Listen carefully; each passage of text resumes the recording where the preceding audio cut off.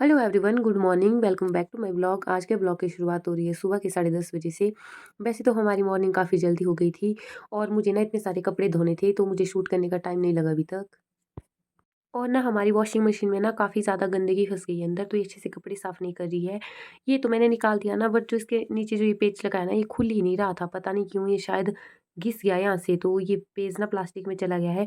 Filter तो मैंने इसका निकाल दिया यूट्यूब से देख के कि कैसे फ़िल्टर को निकालते हैं, क्योंकि हम इसकी सफाई पहली बार कर रहे हैं। इसमें ना बहुत ज़्यादा कचरा भरा हुआ था, जो मैंने अभी साफ़ कर दिया है सर्फ़ के पानी से। तो इसके अंदर ही जाली लगी थी और बाहर से ये लगा था इसमें। पर मशीन का क्या करें, ये नट ना खुल ही नहीं रहा है, समझ ही नहीं आ रहा अब क्या करें। हम लोग ना इतनी दुविधा में कि मशीन का नट नहीं खुल रहा है, पर इस भाई साहब को कोई फ़र्क नहीं पड़ता है, इसको कोई लेना-देना नहीं है हमारी दुनिया से। लगे रहो तुम जो मर्ज़ी करो, बस मेरे को खाना दो। इस भाई साहब के साथ एक ये भी हैं जिनको कोई फ़र्क नहीं पड़ता है, जो अपने मैच में बढ़िया मस्त हैं। इन दोनों का तो बढ़िया टाइम पास हो रहा था और मैं चलती हूँ अब किचन, क्योंकि मेरे को है बनाने को अभी सब्ज़ी। तो आज के लंच में बन रही है साग की सब्ज़ी और साथ में मक्की की रोटी। तो मैं फटाफट प्याज़ काटती हूँ और फटाफट इसको तड़का लगाती हूँ। तो साग की सब्ज़ी को तड़का लग गया है और सब्ज़ी है बिल्कुल तैयार। और जिसको भी खानी है ना, वो आ जाओ फटाफट हमारे घर साग की सब्ज़ी और मक्की की रोटी खाने। और ना कढ़ाई की शक्ल को इग्नोर करना क्योंकि ये लोहे की है, तो इसमें पहले सब्ज़ी पकाई है, तो इसलिए ऐसी हो गई है। तो लंच करने के बाद चलते हैं सीधा अपने काम पे, क्योंकि मैंने ना कितने दिनों से पजामा पहन के रखा है यहाँ पे। इस पे पोंछे बनाने हैं मुझे अभी। बेलेट वगैरह तो मैंने बना दिए और इसकी कमीज़ है पूरी तरह से तैयार, सिर्फ तुरपाई करने को इसमें बाकी बची है। तो मेरे साथ ही पता नहीं ऐसा क्यों होता है, आप लोगों के साथ भी ऐसा होता है क्या? जब भी थोड़ी सी सिलाई देने को बची है ना, बस मेरे को इसमें पोंछे बनाने बचे हैं, पर डिब्बी ना खाली हो गई है, तो अब फिर से बननी पड़ेगी।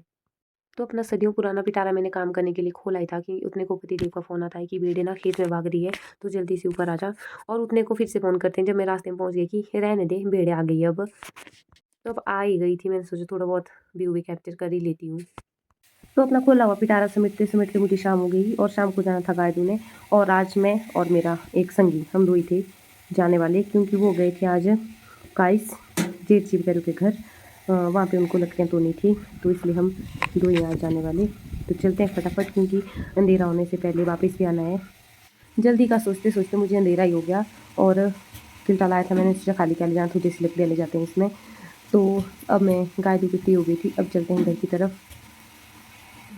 और जब तक ये मैक्सू नाम का प्राणी मेरी लाइफ में है ना, तब तक स्यापे ही स्यापे बढ़ते रहेंगे, क्योंकि जैसे मैं खड़ी हुई थी ना और इसने मेरे को टांग पे काटा। तो अपने दुख दर्द पीड़ा कष्ट अपने पास रखते हुए चलते हैं घर, क्योंकि अंधेरा काफ़ी हो गया है। तो अपने दिमाग की बत्ती जलाते जलाते चलती हूँ मैं घर, ये सोचते सोचते कि इस मैक्सू का मैं क्या करूँ। और मेरा दिमाग ना बिल्कुल जम चुका है, क्योंकि ठंड बहुत ज़्यादा है, इसलिए मैं कुछ नहीं सोच पाई। और इसी के साथ पहुँच चुकी मैं घर में, और आज के डिनर में है कढ़ी और साथ में है साग की सब्जी और मक्की की रोटी। खानी है तो आ जाओ, बाय बाय।